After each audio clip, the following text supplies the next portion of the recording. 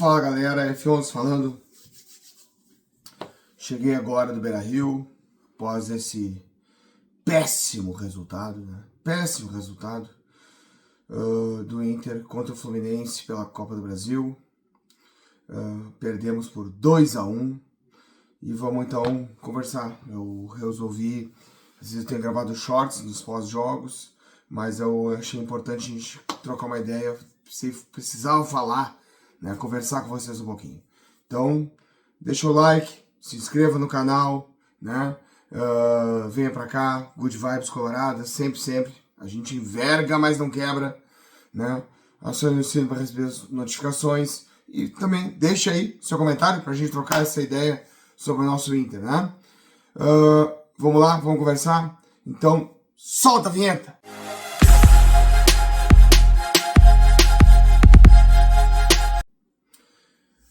Bom, gente, realmente, assim, a gente, claro, aqui somos das good vibes, pensamento positivo, é assim que o torcedor tem que ser, mas a gente, exatamente por a gente nutrir todas essas forças, essas esperanças, né, a gente ir para um jogo, né, cheio de créditos e achando que as coisas vão acontecer, a gente também sente mais, né.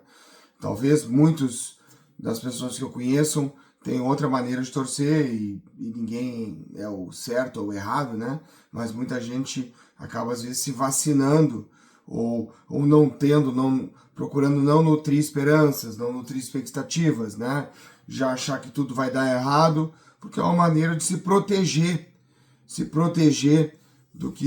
da frustração e de algo assim. Mas quem é assim como eu, né, como a minha proposta, como a minha forma de ser, que realmente junta expectativas, torce, acredita, né, cai, levanta e vamos embora e sempre vê uma nova oportunidade, uma nova chance no jogo seguinte, né, valoriza pontos positivos, busca pontos positivos para a gente exaltar e se agarrar e continuar acreditando, né. É assim que eu sei, é assim que eu faço, é assim que eu sou, é da maneira que eu torço e que eu compreendo. Mas acaba que quando as coisas não acontecem e as coisas se escancaram da forma que se escancararam hoje, a gente sente e sofre mais. Então, é disso. Mas estamos aí exatamente para isso, né? Para viver as emoções que o futebol nos traz, né? As boas, as ruins, na sua essência. E hoje foi um caso, né? Porque realmente o Inter iniciou o jogo da forma que a gente esperava. Os primeiros minutos, o Inter veio para cima, propondo o jogo. Porque, eu continuo dizendo, se a gente vai olhar, o Inter tem mais time, tem mais jogadores, né? Tem mais consistência do que o Fluminense atualmente. E assim que começou o jogo, com esse volume, com essa proposta. Mas aí eu tenho que dizer, porque é inevitável, porque para mim isso foi um fator que não dá para a gente analisar o jogo sem dar uma valorização, um peso grande merecido para o fato de que, com o jogo dominado, numa situação de uma bola em que o Thiago Maia estava de costas, né, pro campo adversário, de frente ao seu goleiro, mas ainda no meio de campo, próximo do meio de campo, e ele teve a intenção do recuo para o goleiro. Mas o recuo para o goleiro, né, com o balão, com a bola alta, uma bola que ele joga do meio de campo na direção do seu próprio gol.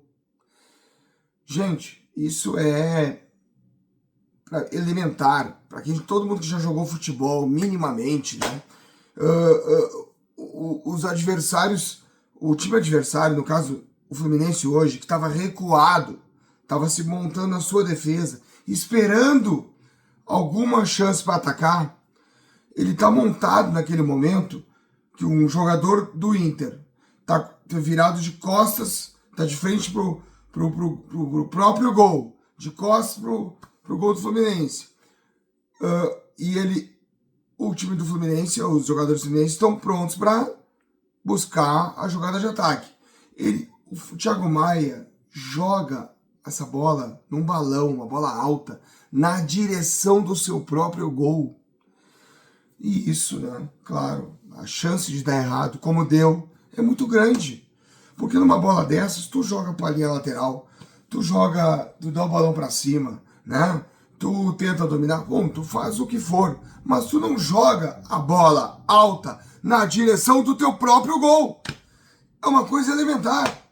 Uma coisa, por quê? Porque o time adversário vai aproveitar, o teu time, os teus defensores estão de frente e os outros vão atacar, vão pressionar. E pro goleiro, por mais que o goleiro seja bom com os pés, a dificuldade é maior. Dito isto, o pior aconteceu.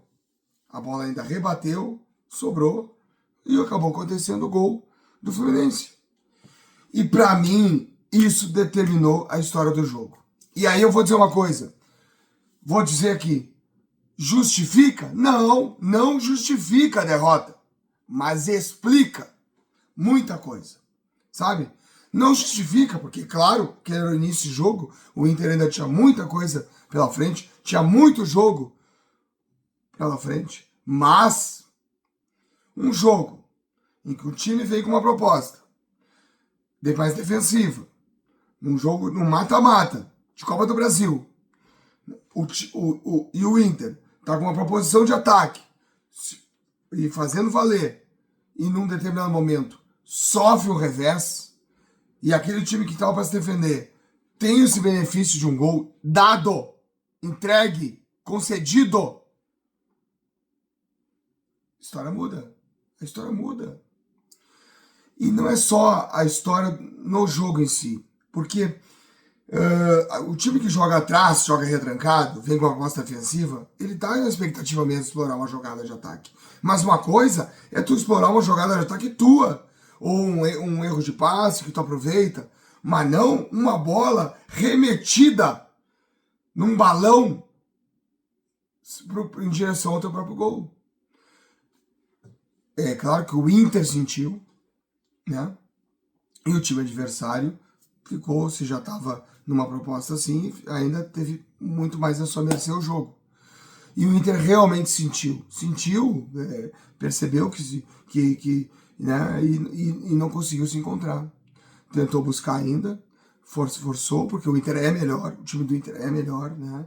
Claro que o Fluminense tem os seus méritos em saber jogar, em ter conseguido o gol, tudo também tem méritos. Eu não estou aqui para tirar os méritos do Fluminense, né? Mas pela ótica do Inter, a gente concedeu muita coisa. A gente favoreceu, né, o Fluminense, que com méritos aproveitou e com sabedoria, né? E aí o Inter foi para cima, tentou buscar e através do lado, no lance do Carboneiro, buscou o gol de empate. Mas logo em seguida, né, o Inter tomou a bola nas costas, aí mérito Fluminense, Bernabé sofreu, e de passagem Samuel Xavier por ele, e o Inter tomou um segundo gol. O Fluminense chegou 2 vezes, 2 gols.